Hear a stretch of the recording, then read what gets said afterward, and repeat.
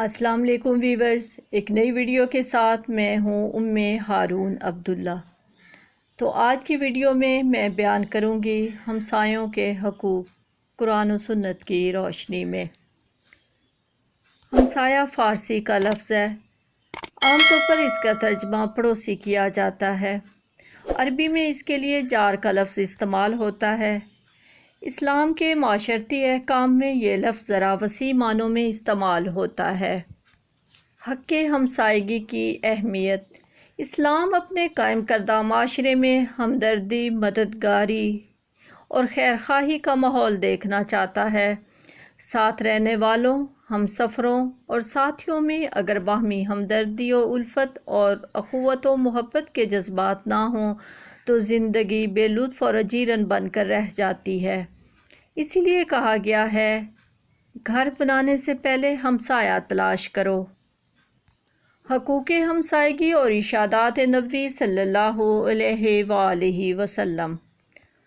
قیامت کے میدان میں سب سے پہلے جن دو شخصوں کا مقدمہ پیش ہوگا وہ ہمسائے ہوں گے۔ دو عورتیں تھیں جن میں سے ایک رات بھر نمازیں پڑھا کرتی، دن کو روزے رکھتی، صدقہ و خیرات بھی بہت کرتی، مگر زبان کی تیز تھی، زبان سے پڑوسیوں کو ستاتی تھی۔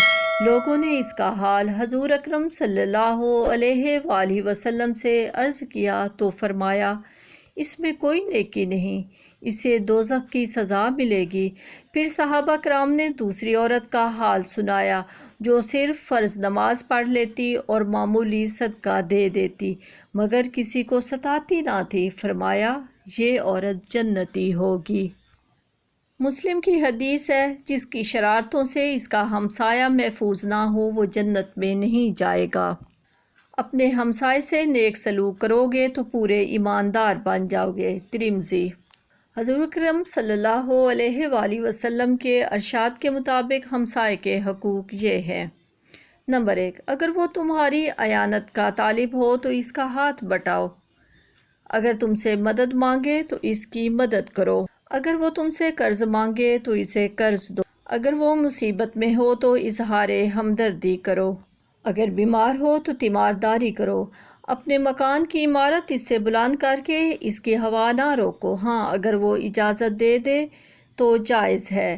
اگر مر جائے تو کفن دفن میں حصہ لو، اسے ایذا مت دو۔ ہمسائے کو سلام میں پہل کرو، اس سے اکتا دینے والی لمبی گفتگو نہ کرو۔ اپنے چھت سے اس کے مکان پر نہیں جھانکنا چاہیے۔ پر نالا اس کے مکان یا صحن کی طرف نہیں رکھیں۔ کوڑا کرکٹ اس کے مکان کے سامنے نہ ڈالیں۔ اس کے مکان کا راستہ تنگ نہ کریں۔ وہ جو کچھ گھر میں لے جا رہا ہو اسے غور سے نہ دیکھیں۔ بوقت ضرورت اس کا پورا ساتھ دیں۔ اس کے خلاف کسی کی غیبت اور چغلی نہ سنیں۔ اس کی عزت و حرمت سے نگاہ جھکا لیں۔ اس کے ملازموں اور نوکرانیوں کی طرف نگاہ نہ اٹھائیں۔ حضور اکرم صلی اللہ علیہ وآلہ وسلم نے ہمسائے کا یہ حق بھی قرار دیا ہے کہ وہ اپنے پڑوسی کی دیوار پر اپنی لکڑی یا شتیر وغیرہ رکھ سکتا ہے، چاہے وہ پسند کرے یا نہ کرے۔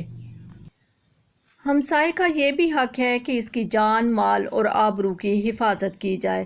ارشاد نبوی صلی اللہ علیہ وآلہ وسلم ہے، جو شخص اپنے جان و مال کی حفاظت میں مارا جائے وہ شہید ہے۔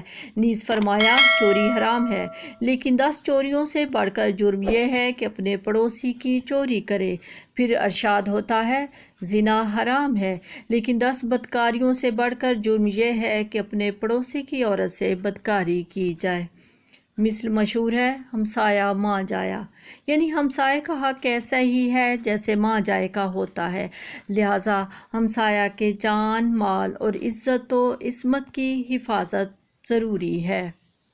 آج کی ویڈیو بس یہیں تک، اجازت چاہوں گی۔ اللہ حافظ۔